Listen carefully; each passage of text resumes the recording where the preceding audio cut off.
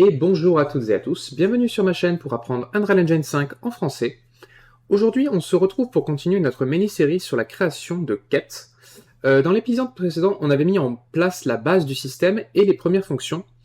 Aujourd'hui, on va créer les deux fonctions qui nous manquent et l'UI de quête qu'on avait en haut à droite. Donc avant tout, je vous montre ce que ça donne parce que j'ai apporté quelques améliorations.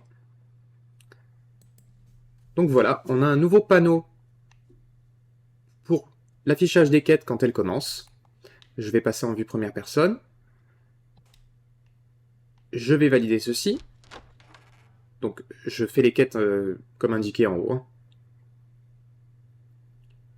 Je descends chercher la torche. Et enfin, je vais ramasser la dague. Du coup, quête terminée. Et nouvelle quête qui s'enchaîne. Et je vais vous montrer un petit peu dehors parce que ça a changé. Donc voilà, on a un peu plus de verdure, tout ça. Je suis en train de travailler sur les éclairages. Donc on a une nouvelle maison, je suis en train de mettre en place la place du marché. On a ces petites lumières qui sont ici, avec un petit chemin qui va aller par là-bas, une maison ici quelconque. Et ici, on a le verger avec les pommiers. Alors, comme il fait nuit, il faut que je trouve le passage, voilà. Et si je ramasse donc 5 pommes, quête terminée. Voilà. Donc pour l'instant, j'en ai créé que 2, donc c'est pour ça que rien ne s'enclenche. Et petite chose amusante, j'ai ajouté des volatiles avec une petite IA qui leur donne un comportement random pour donner un peu de vie à notre monde. Donc voilà un petit peu les améliorations. Donc n'hésitez pas à me dire ce que vous voulez voir dans les prochains tutoriels, une fois qu'on aura fini la mini-série quête, qui va pas durer très longtemps. Et si c'est bon pour vous, on va attaquer la mise en place de tout ceci. C'est parti! Ok. Donc, on est de retour dans notre monde pour le tuto, qui est certes beaucoup moins joli. Et ce que je vous propose, c'est de commencer par créer le panneau des alertes, puisque si vous vous rappelez bien, la dernière fois, dans le Quest Manager, on avait créé la fonction StartQuestById, et on avait laissé ce commentaire pour justement venir installer le système de notification. Sauf qu'entre-temps, entre les deux vidéos, vous avez vu que je l'ai changé, donc on va directement partir sur le système avec le beau panneau qui s'affiche. Donc pour ça, vous allez venir dans Quest System, ici dans le dossier principal. Vous allez faire un clic droit, New Folder, UI. On va le laisser là pour l'instant. Et ce qu'on va faire, c'est venir ici dans les Materials, faire un clic droit, New Folder, et on va créer un dossier UI. Là-dedans, on va y mettre tous les dossiers, tous les matériaux destinés à l'utilisation en UI. Donc on va créer un dossier Masters et un dossier Instances. On va déjà aller créer le master, donc clic droit, Material, et on va l'appeler mm underscore gradient golden gradient. Ça va nous permettre de créer un matériau de dégradé doré. Donc la première chose à faire, c'est de cliquer sur le node de sortie de notre matériau, et ici, vous changez le Material Domain en User Interface. Le Blend Mode, vous pouvez le laisser en opaque. La première chose qu'on va faire, c'est créer le gradient basique. Donc pour ça, on va faire un Texture Coordinate. Voilà. Et dessus, on va récupérer le vertical et l'horizontal. Donc on va faire un Component Mask qu'on va dupliquer. Dans le premier, on va sélectionner que le R, et dans le second, que le G. Donc le R étant le vertical, si je me rappelle bien, et le G, l'horizontal. Voilà. Tout va partir de là. Depuis le masque R, ce qu'on va faire, c'est qu'on va faire un LURP. Donc linear interpolate, raccourci en lerp. Et on va passer du A au B.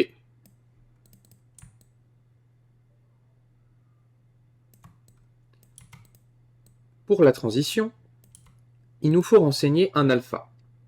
Cet alpha, ça va être un scalar paramètre, donc sclick, ça crée un scalar, qu'on va appeler dir vh, pour vertical height. On passe ça directement dans l'alpha, sans trop se poser de questions. Et en valeur par défaut, on va laisser 0. En gros, ce truc-là, il faut comprendre que ça va aller de 0 à 1. Donc on peut mettre 1 ici, dans slider max. C'est une valeur qui va aller de 0 à 1. 0, on reste sur le R. 1, on passe sur le G. 0.5, entre les deux. D'ailleurs, je crois que on pourrait modifier l'incrémentation, mais on ne va pas le faire. Ensuite, pour le masque R, on va faire un add.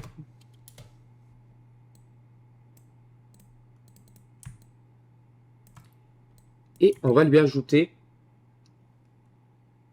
le masque G.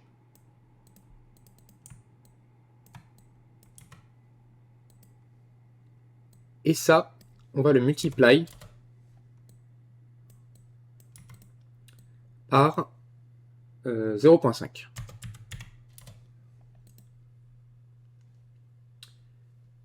Ensuite, ce qu'on va faire, c'est que ça, ce lerp-là, on va l'envoyer dans un autre lerp, donc linear interpolate.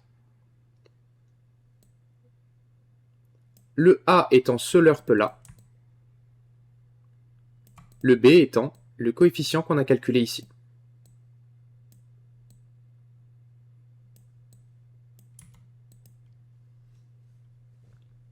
En gros, ça va nous permettre de passer de ça à ça selon un autre scalar qu'on va appeler use both. Et pareil, il va de 0 à 1. 0, on n'utilise qu'un seul. 1, on utilise les deux.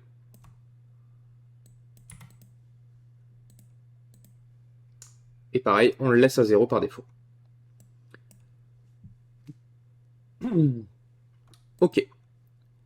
Maintenant, on va créer 3 couleurs. Donc pour ça, vous allez faire un constant 3 vector. Clic droit, convert to parameter. Et celui-ci, on va l'appeler color underscore dark.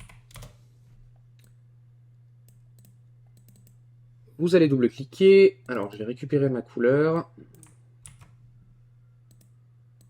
Moi, j'ai mis ça, si vous voulez copier. On va le dupliquer. Color middle.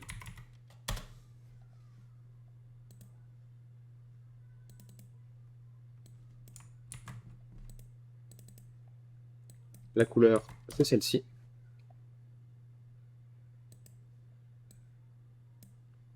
Et on duplique encore color clear. Donc ça, c'est le plus clair de nos couleurs. Alors, on dirait pas comme ça, mais croyez-moi, c'est celui-là. Après, si vous voulez les inverser, vous pouvez. Pour l'instant, celui-ci, on va le laisser de côté. On va ne s'occuper que de ces deux-là pour le moment. Ce qu'on va faire, c'est qu'on va faire un lerp de l'un à l'autre.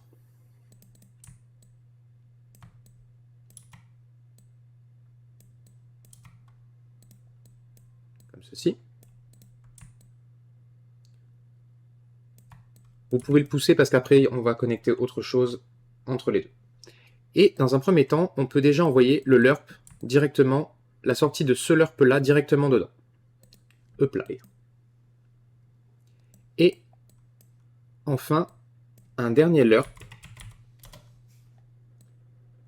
avec ceci, donc la sortie du premier lerp dans le A, et dans le B, on va envoyer le color middle.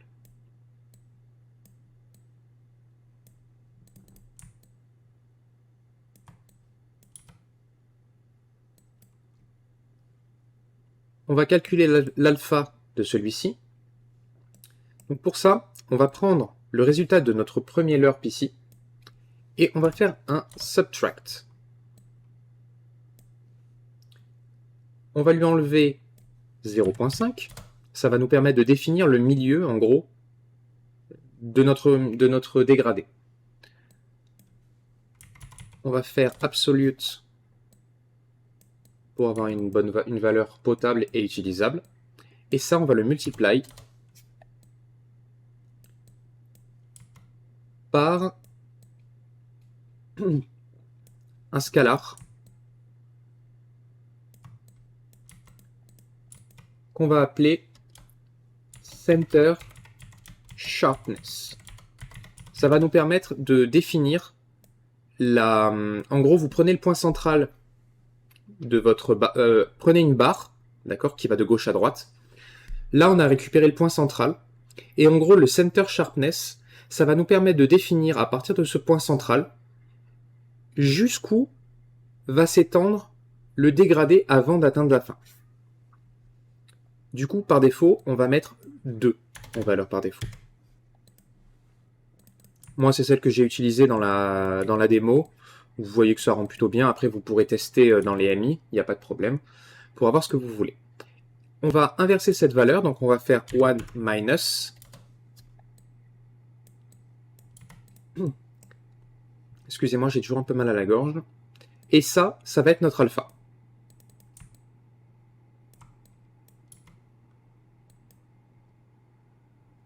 Si vous voulez voir ce que ça donne, vous pouvez déjà le connecter dans le Final Color. Et vous avez votre dégradé qui est là-haut.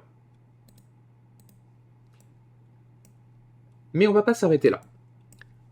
On va aussi rendre la possibilité d'avoir un gradient qui part des deux côtés. D'ailleurs, je suis en train de me dire que vraiment, j'aurais dû inverser mes couleurs. Donc c'est ce que je vais faire. Je vais copier celle-là.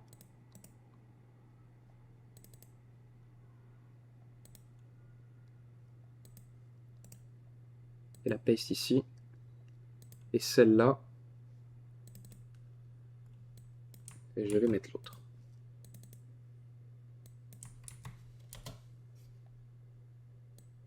Voilà. Du coup, vous voyez que le gradient, il est un peu mieux. Donc maintenant, pour avoir un gradient bidirectionnel, donc qui part des deux côtés, on va dupliquer ce node texture coordinate. Donc vous cliquez dessus et CTRL D, ça va copier là où il y a votre pointeur. Et on va lui soustraire une constante. Et pour ça, on va faire toVector, constante toVector, qu'on va mettre à 0.5, 0.5. Ça permet de récupérer le milieu, tout simplement. On va faire un length dessus, pour obtenir la longueur. Et ce length, on va le divide par un scalar parameter qu'on va appeler radial radius. Par défaut, moi je l'ai mis à 0.5.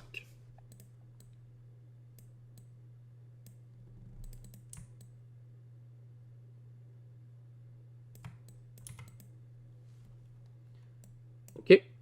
Cette valeur-là, on va la clamp pour que la valeur obtenue reste bloquée entre 0 et 1. On va la reverse également. Donc 1 minus.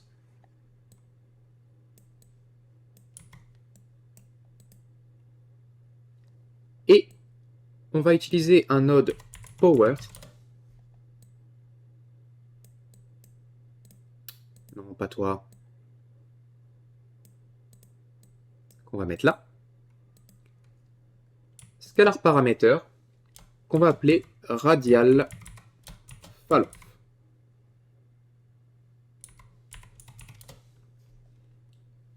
J'ai mis 1.5. Alors je vous avoue, je ne me rappelle plus à quoi il sert celui-là. On le testera dans le MI.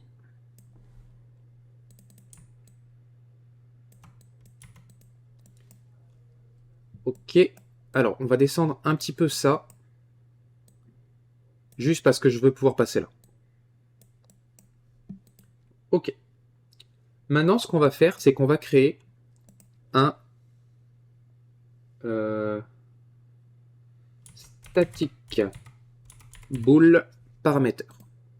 Et ce booléen, on va l'appeler isRadio. C'est un paramètre qu'on aura dans le material instance qui nous permettra de définir si on utilise un dégradé radial ou pas. Et on va créer un static switch qui nous permet de basculer de l'un à l'autre. Je vais pousser ça. Je vais pousser tout ça. Alors non. Ça. Ça. Voilà, je vais pousser ça là. Parce que ce switch, il va devoir manger en A ceci, puisque ça c'est le masque radial, donc true, on veut que ce soit ça.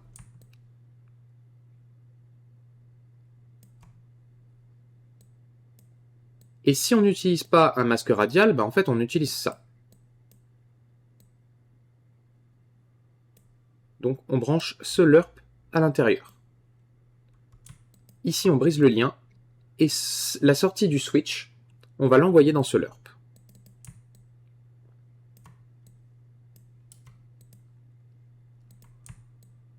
Là-bas.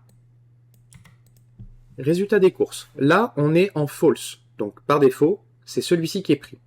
Si je coche ma case, vous voyez que j'ai bien un dégradé radial.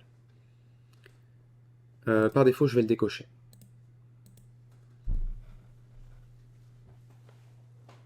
Et on est bon pour le matériau dont on avait besoin. Donc, si c'est bon pour vous, on va l'utiliser dans notre UI. C'est parti! Ok. Pour pouvoir l'utiliser dans l'UI, on va faire un clic droit, Create Material Instance, et on va l'appeler MI underscore Radial Gradient Golden. On va le déplacer dans les instances. On va l'ouvrir. Ici, vous pouvez déplier pour avoir vos paramètres. Donc ici, vous pouvez changer vos couleurs si vous le voulez, mais nous, on ne va pas le faire. Je vais passer celui-ci en radial. Et je vais rester comme ça. Ça me va très bien.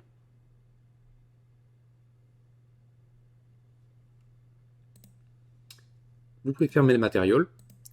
Maintenant, on revient dans Content Core Quest System UI.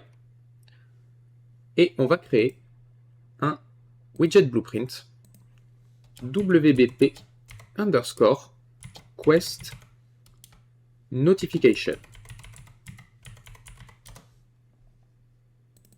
Vous pouvez l'ouvrir. Au niveau du designer, c'est relativement simple. On va créer une sizebox que j'ai paramétrée en width à 600 et en height à 120. Ici, vous pouvez passer en Desired on Screen et ça vous donne la taille de l'écran qu'on aura. À l'intérieur, j'ai placé un overlay qui occupe donc toute la taille. Dans cet overlay, j'ai placé une border tout en bas qui prend toute la taille et je lui ai mis cette couleur-là. Pas dans Brush Color, dans Brush tout court. Tint. Hop là. Un espèce de bordeaux. Vous avez le code exa ici.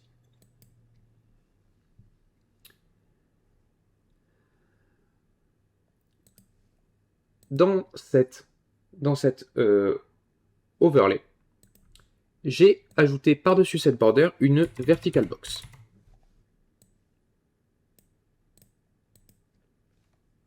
Pareil, toute la hauteur, toute la taille, pardon.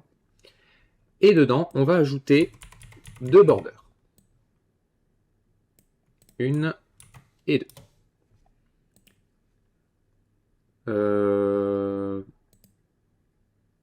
Ouais, on peut les laisser comme ça, on s'en fout.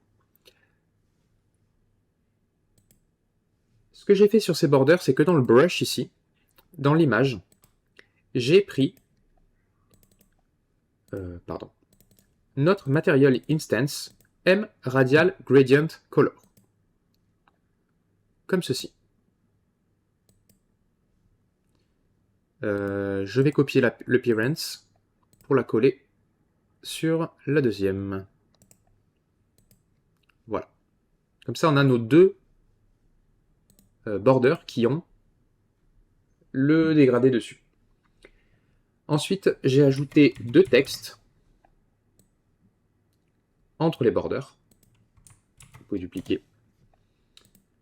Le premier, on va les mettre en fil, tous les deux. Celui-ci, par contre, il va être en fil... Combien j'ai mis 1.5. On veut qu'il prenne plus de place que le texte du dessus. Celui-ci, on va le mettre en position basse, et celui-ci, on va le laisser en position haute. Ok. Celui-ci, ce sera le quest name. Donc je mets ça comme ça, et ici surtout, le plus important, vous l'appelez txt quest name et isVariable. Au niveau de la fonte, j'ai changé la couleur pour mettre un gris. Si vous voulez le même que moi, le voilà. Et au niveau de la size, je l'ai mis plus petit que le bloc du dessous, centré. Et ce qu'on va faire, que j'ai pas fait d'ailleurs, enfin que j'ai pas encore fait, c'est venir ici dans... c'est où déjà? Là, Transform Policy to Upper. Comme ça mettra en majuscule. Celui-ci, pareil, on le centre. On peut déjà le passer en to Upper.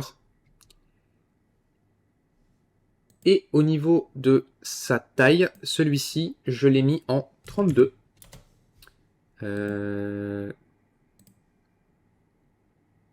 Bold, ouais.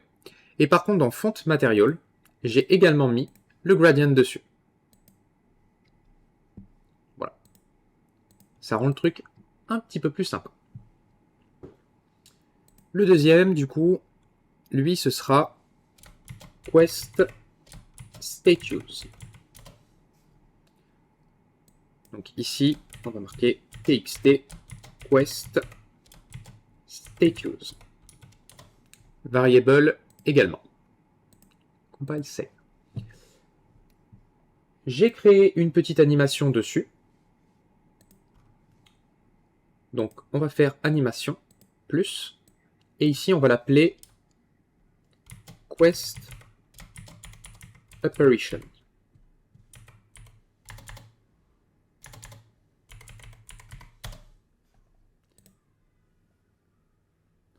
Ce que vous allez faire, c'est que vous allez cliquer sur la border qui est ici. Animation, add, border. Et également les deux textes qui sont là. Quest name et quest status. Sur la border, vous fermez le panneau animation et j'ai ajouté le scale. Donc vous appuyez sur le petit add keyframe ici.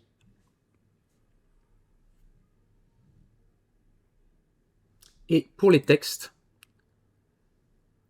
c'est le render opacity qu'il nous faut. Je ne me rappelle jamais où il est. Là, render opacity. Et pareil pour celui-là. Ok, on revient dans le panneau animation. À la frame 0, on veut que les textes aient une render opacity de 0.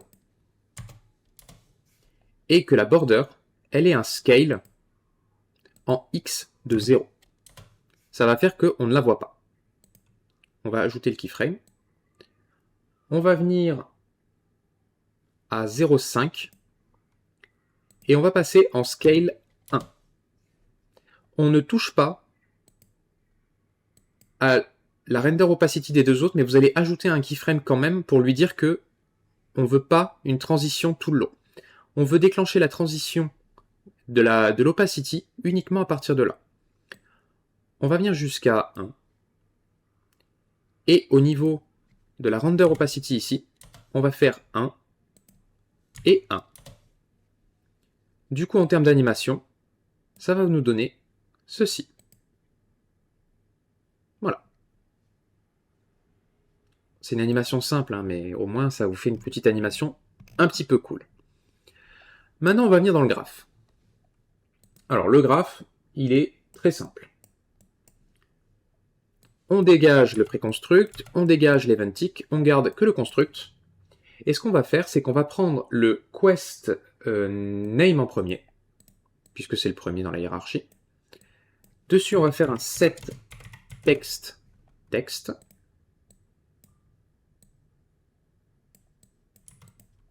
Ça, on tire à l'envers promo2variable. Et on va renommer cette variable quest name. Instance editable, expose on spawn. Très important. Vous pouvez dupliquer ces deux-là.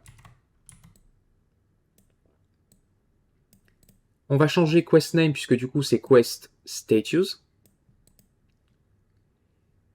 Vous allez tirer ça à l'envers et vous allez faire un select classique, un select tout court. Pour l'index ici, on va créer une nouvelle variable qu'on va appeler quest status. Si vous vous rappelez bien, c'est un énumérateur qu'on a créé la dernière fois, qui s'appelle iQuest status. C'est normal que ça gueule. Vous le prenez et vous le passez dans l'index. Du coup, ce que ça a fait, c'est que pour chaque valeur de notre enum, ça a créé un champ de texte possible qui sera affecté en fonction de la variable qui va être passée. Nous ici, ça on s'en fout, celui-là on va pas le traiter. Par contre, on va traiter les trois autres. Quête commencer.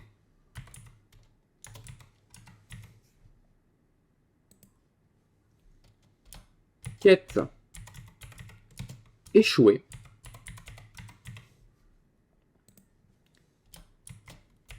Quête terminée. Ne vous inquiétez pas, on va utiliser tout ça juste après.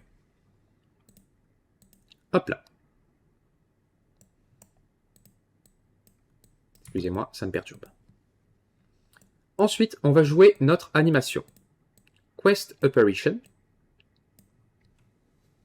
Play Animation. On valide là-dedans.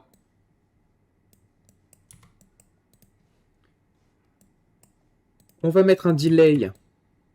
Alors le mien est un peu long. Donc on va mettre 3 secondes. Vous copiez ceci. Et juste ici dans Play Mode, vous passez en reverse. On met un autre delay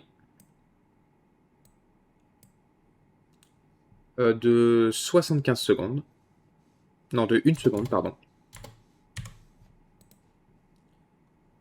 Puis, remove from parent, en laissant self, puisqu'on veut supprimer la notification de l'écran. Et on va créer un event dispatcher on animation ended. Ça nous permettra de signaler au reste de l'UI que l'animation a terminé son job. Ok? Et n'oubliez pas le quest statue, instance editable, expose on spawn. Compile, save.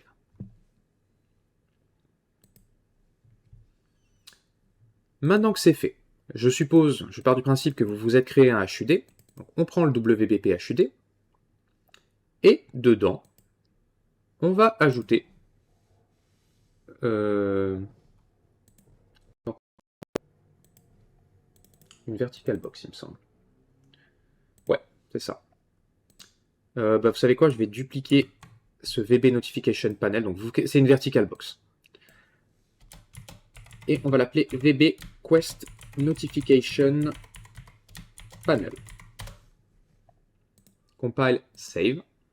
Par contre, au niveau de l'anchor, on va se mettre en plein milieu. Et .5.5. En termes de taille, j'ai mis les mêmes tailles que notre sizebox précédente, 600 par 120. Compile, save. Et maintenant, dans le graphe,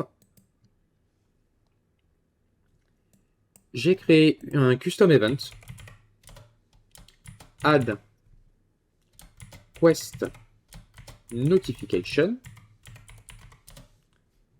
qui va prendre un seul paramètre, le quest data, qui va être de type stQuest.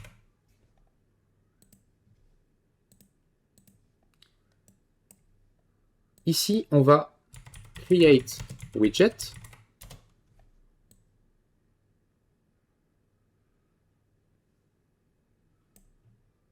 de type WBP Quest Notification, break ceci, passer le quest name là-dedans et le quest statue là-dedans. Le reste, hide.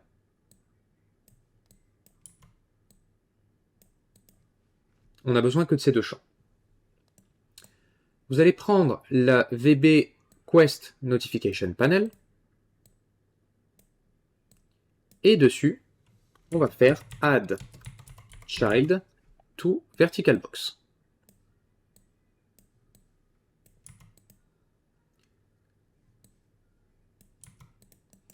On passe le return value là-dedans.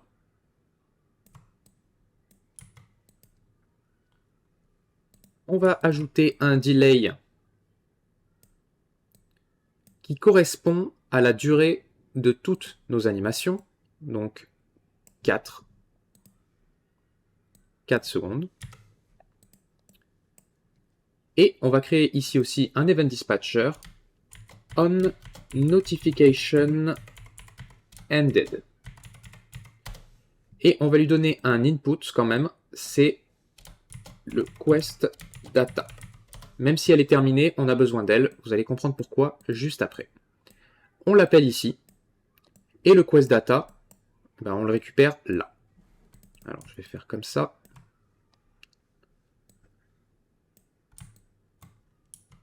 Voilà, merci. Et toi, là-dedans.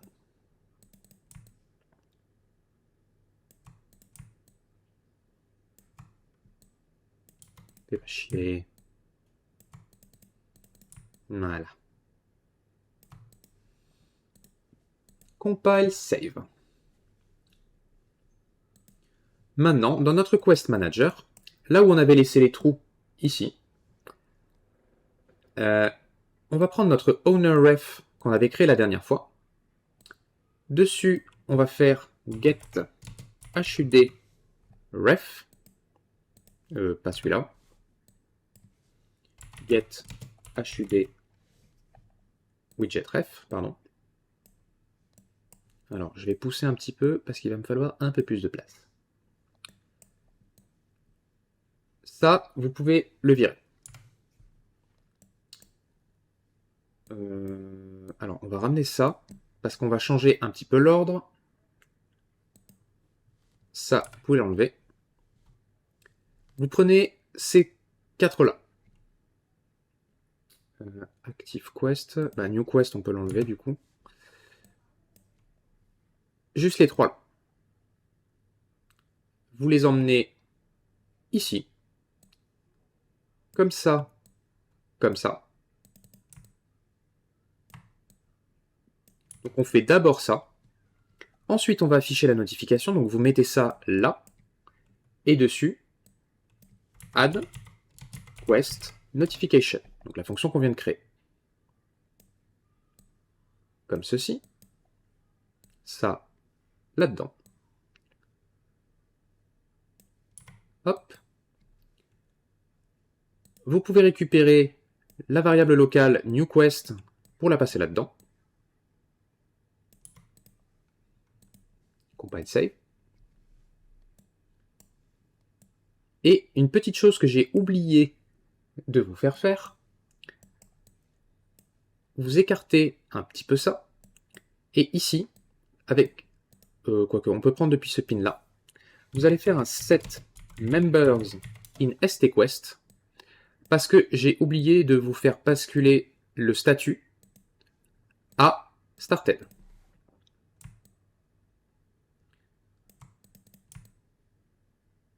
Ça, comme ça. On pousse un petit peu ce beau monde. Non, surtout pas ça. C'est le struct out qu'il faut passer. Hop. Hop. Parce que sinon, en gros, quand ça fait la lecture, la valeur de l'enum, elle était restée sur not started, donc c'était pas bon. Le reste ne change pas. En dessous, on va laisser un commentaire pour l'instant parce que c'est pas le même type de notification. On va mettre add alert notification.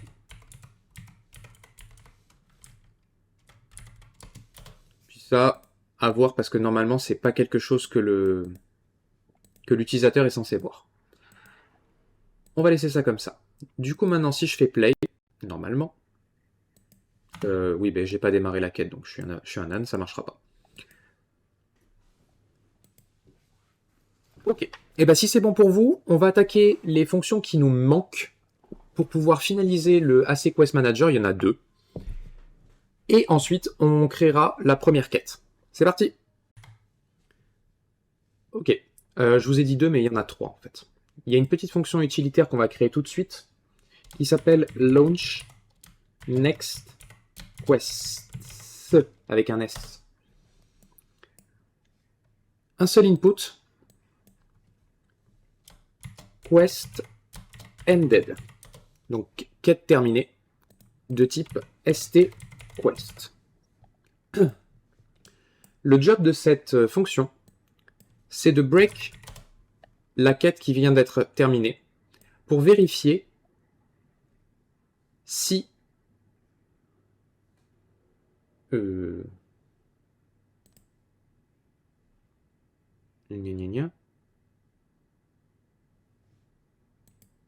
Ok. Oh tiens. Ah, j'ai oublié de vous faire mettre un truc dans les structures.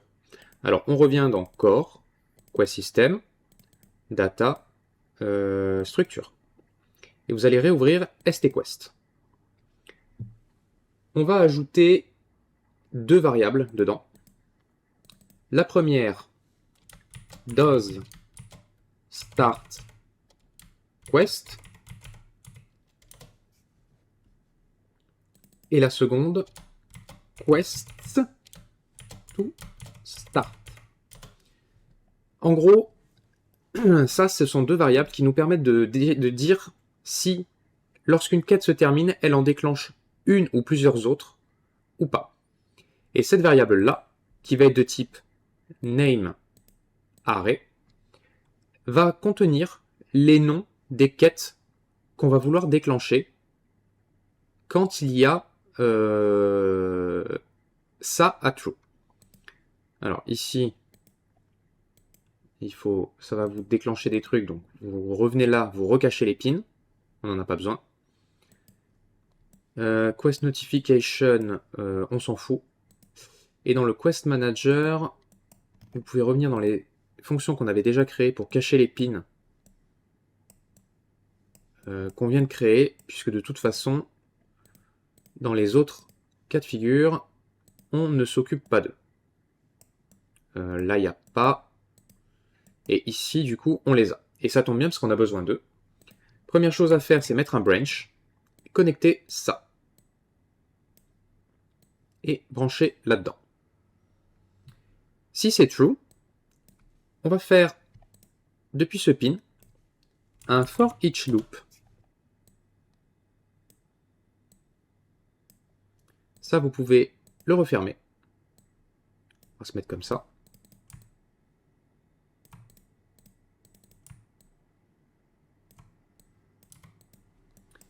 Et pour chaque array element, on va appeler une fonction qu'on n'a pas encore créée.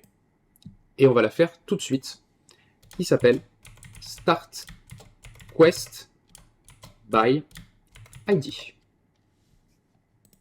Mais je dis n'importe quoi, moi, elle est juste là.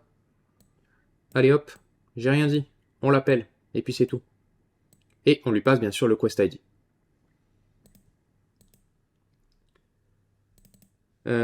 Oui, mais c'est celle qu'on vient de corriger. Je suis un âne. Excusez-moi, je suis encore malade, j'ai pas tous les neurones connectés. Donc voilà, ça c'était notre fonction utilitaire. Maintenant, ce qu'on va vouloir faire, c'est une fonction qui vérifie si une quête est bien terminée. Donc pour ça, on va créer une fonction check quest, non, check for quest completed.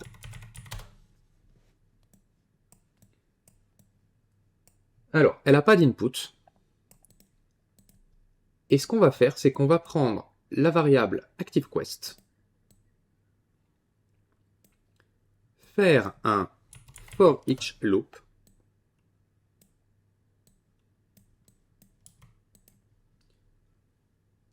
ça, on va le stocker dans une variable locale. Cette variable locale, on va l'appeler L underscore quest to check. On va créer une autre variable locale, L underscore, quoique, on n'a pas besoin du, tu mettais le L, L underscore current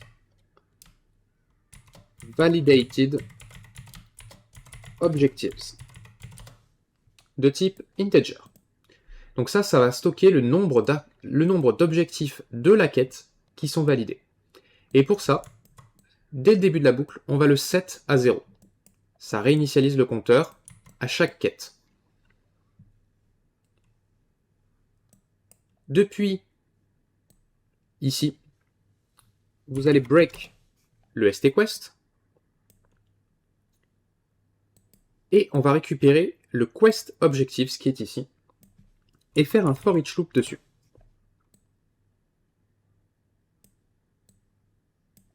Les autres pins, vous pouvez les cacher, on n'en a pas besoin.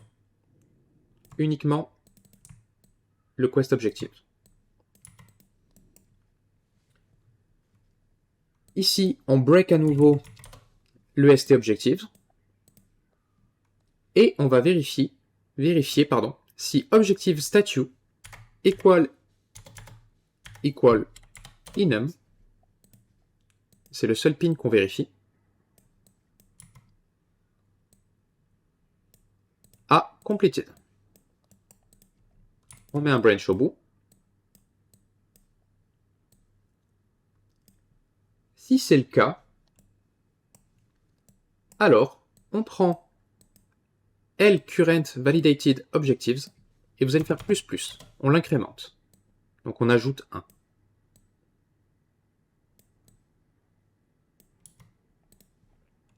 Compile, save. Si c'est false, on fait rien. Dans le completed de ce for each loop, on va prendre le current validated objectives Et on va vérifier s'il est equal, donc strictement égal, à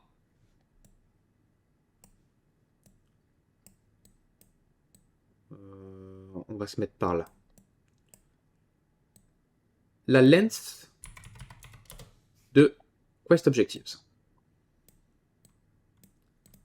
Alors, ce système de quête ne prend pas en compte il n'y a pas de possibilité dedans de mettre des objectifs secondaires. Optionnels, pardon. On va mettre un branch ici. Et on relie ça dans le completed ici. Et bien sûr,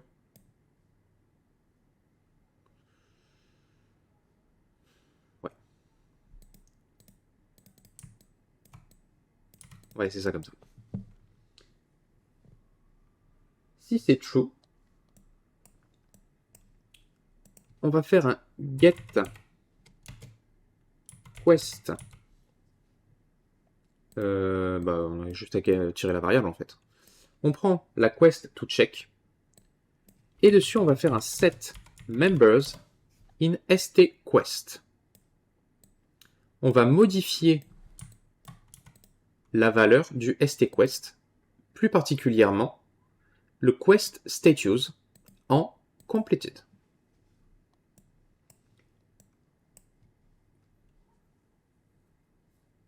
Une fois que c'est fait, on va prendre notre tableau de quête terminée, add unique,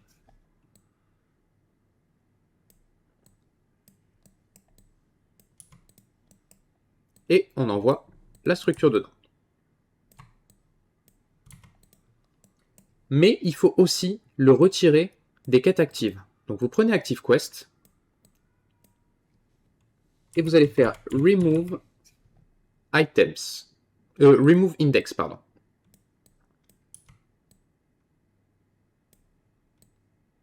L'index de ce qu'on veut retirer, c'est celui-ci. Non, celui-là.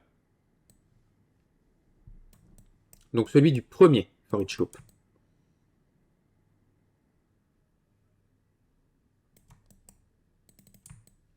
On passe en dessous de tout ça.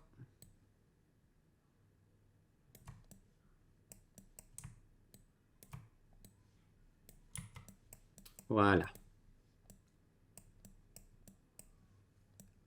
Ensuite, on appelle le dispatcher questUpdated, puisqu'on a bien fait une mise à jour sur une quête. Et on va ajouter notre notification. Donc getOwner, enfin ownerRef, getHUDWidgetRef. Bon, je vous ai pas remontré comment on récupère le HUD dans le caractère. Hein. On l'a déjà vu 50 millions de fois. Je vais pas vous refaire ça. Hein. Du coup, add quest notification.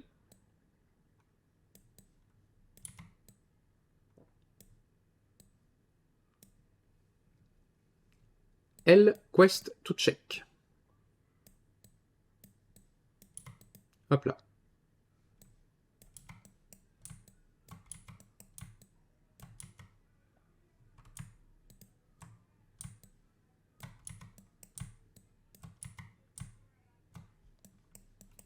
Ok. Et sur le HUD widget ref ici, on va bind event to on notification ended. Donc on écoute le dispatcher pour qu'il nous prévienne de quand l'animation est terminée. On fait un create event où on va appeler launch next quest, donc la fonction qu'on a créée juste avant.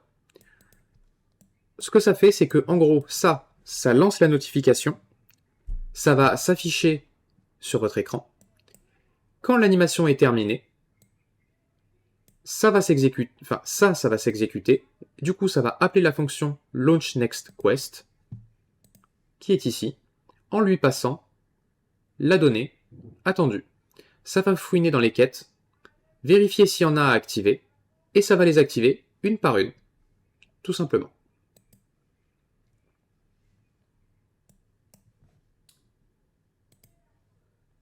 Et la dernière fonction qu'on va faire aujourd'hui, c'est la fonction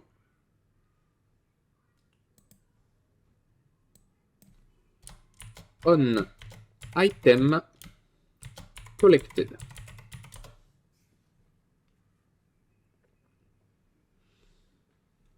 Alors, comment vous dire ça? Pour cette fonction, je suis un peu désolé, c'est lié au système d'inventaire.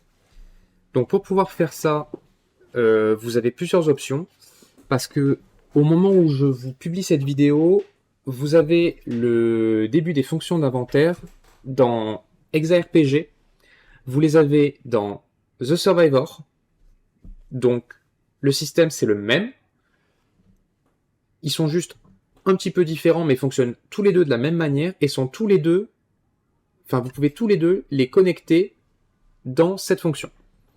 Donc choisissez celui que vous voulez et prenez-le. Moi j'ai celui de The Survivor pour le coup. Ou alors vous attendez un petit peu, on va sortir le plugin d'inventaire sous peu. Par contre je vous le dis tout de suite, il sera payant. Ça prend énormément de temps à faire. Donc voilà. Si on revient sur notre fonction, il va nous falloir deux inputs.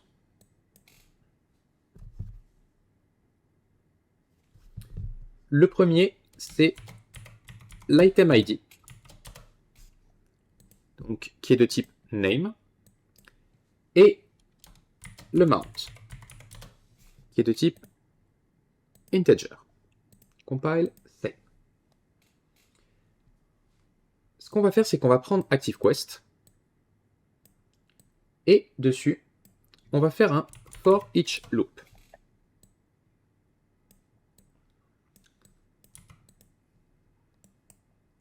On va stocker ça dans une variable locale,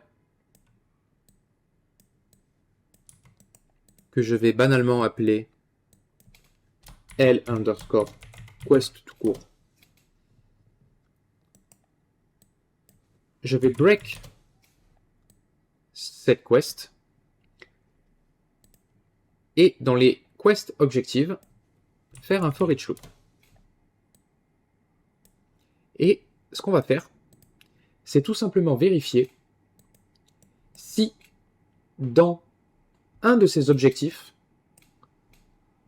on a l'item ID qui vient d'arriver, qui est requis. Donc pour ça, on break ici.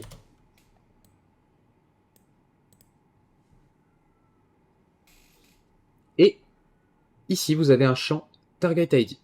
Alors, on va vérifier autre chose quand même, par mesure de sécurité. On va prendre l'objectif type, equal enum, et on va faire en sorte que ce soit un objectif collected item, donc un item à ramasser. Parce que si c'est pas le cas, autant passer à la suite tout de suite.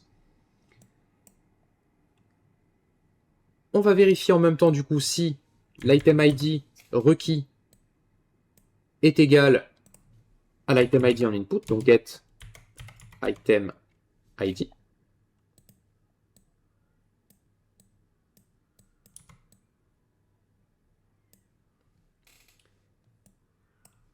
Mais aussi si l'objectif statue equal enum, il est bien started, parce que si c'est une quête, si c'est un objectif qui n'est pas encore démarré, on s'en fout de le vérifier.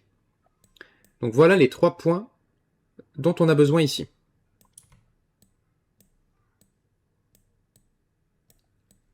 Je vais juste les décaler un petit peu comme ça, voilà, histoire que ça reste clair pour vous comme pour moi. Hop. Du coup, ces 3-là, on va faire un end boolean à 3 broches.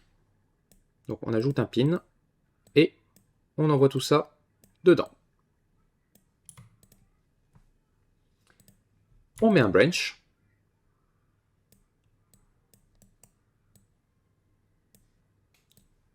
Si les 3 conditions sont remplies, ça veut dire qu'on doit traiter la demande.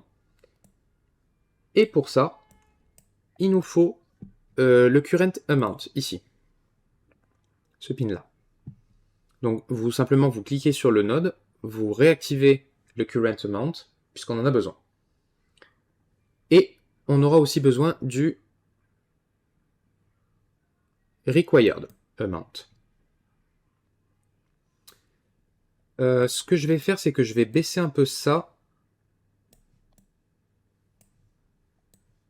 et décaler un peu par là, parce qu'on va devoir passer au-dessus. Vous allez prendre le current amount et vous allez lui ajouter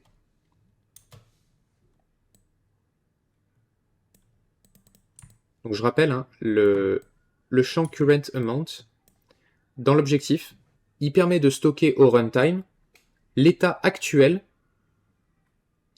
des objectifs que vous devez accomplir. Donc par exemple, si vous devez récupérer 3 pommes, quand vous récupérez la première, ça incrémente de 1 et du coup c'est lui qui est chargé de garder la valeur. Et on lui ajoute le amount. Donc get amount. Ça c'est l'input, hein, c'est lui. Hein. On va rester là. On va clamp la valeur, parce que ça sert à rien de dépasser.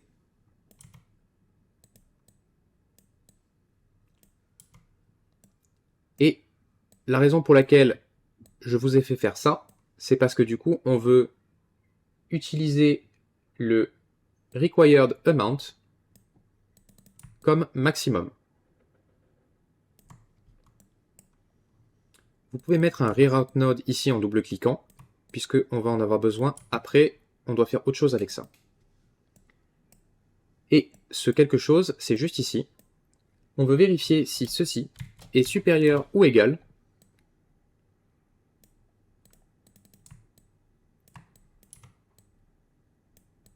à ça. Donc, est-ce que le nombre d'objets possédés, enfin, conservés par l'objectif, est égal à l'objectif cible. Et ce qu'on va faire, c'est que on va prendre... Alors, à mon avis, il faut que je baisse encore un peu. Ouais. On va reprendre tout ça. On va descendre un petit peu le... Voilà, on va aligner avec le clamp. Parce que on a besoin ici de ça. Vous le tirez par là. Et vous faites un set members in st objective. Ça, vous le mettez dans le true. Vous l'emmenez par là. Et la seule donnée les deux seules données qu'on va mettre à jour, pardon, c'est le current amount et l'objective statue. Donc le current amount, c'est facile, c'est la sortie qui est là, la sortie du clamp. Pour l'objective statue, ce qu'on va faire, c'est qu'on va tirer à l'envers, select, et on va passer directement la return value de ceci à l'intérieur. Alors, je savais bien qu'il fallait pousser encore un peu, voilà. Si c'est false, on le laisse sur started. Si c'est true, par contre, on le passe sur completed. Tout simplement. Le job, c'est ça. Maintenant, ici, on doit remettre l'objectif dans le tableau des quêtes. Donc pour ça, set array element. Alors là, c'est chiant parce que le tableau, il faut aller le chercher là-bas. C'est le st objective. C'est le quest objective qui est ici. Donc on va le mettre là et on va passer au-dessus.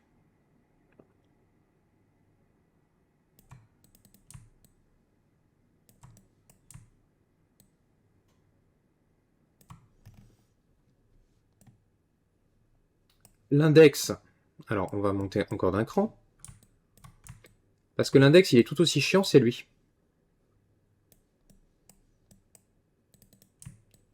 Donc pareil, on passe au-dessus. Juste en dessous du trait bleu de l'arrêt.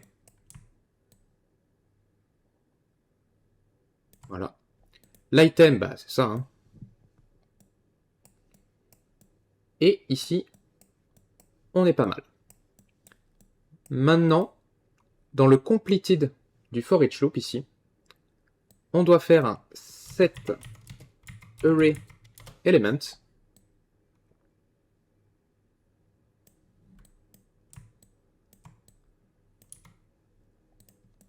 et l'arrêt de celui-ci, c'est le ActiveQuest.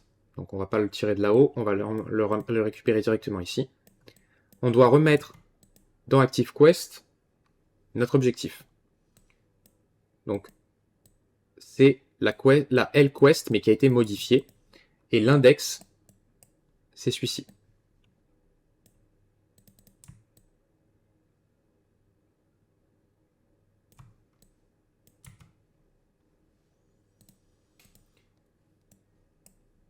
Une fois que c'est fait, on appelle onQuestUpdate pour que lui se mette à jour. Et on appelle check4questCompleted. Donc en gros, chaque fois qu'un item est ramassé, comme il y a une chance que notre quête soit mise à jour, on vérifie si, par hasard, elle n'aurait pas été validée entre-temps. Eh bien écoutez, la vidéo est déjà assez longue comme ça, donc on va s'arrêter là pour aujourd'hui. Ce que je vous propose du coup, c'est que dans le prochain épisode, on fasse le petit bloc en haut qui va afficher nos données traitées, donc de la quête active et des objectifs actifs. On créera 2 ou 3 quêtes pour commencer. Pour l'instant, ce seront que des quêtes où il faut ramasser des objets. Et par la suite, on rajoutera les quêtes où il faut parler à un PNJ. Je vous rappelle, hein, les différents types de quêtes sont ici dans Objective Type. Ramasser un objet, parler à un PNJ, vous rendre à un endroit ou tuer un certain nombre d'ennemis. Ça, on le fera en dernier. Eh bien écoutez, j'espère que cette vidéo vous aura plu. Si c'est le cas, n'hésitez pas à mettre un like, lâcher un commentaire, vous abonner à la chaîne, et on se retrouve très vite pour une prochaine vidéo. Bye bye.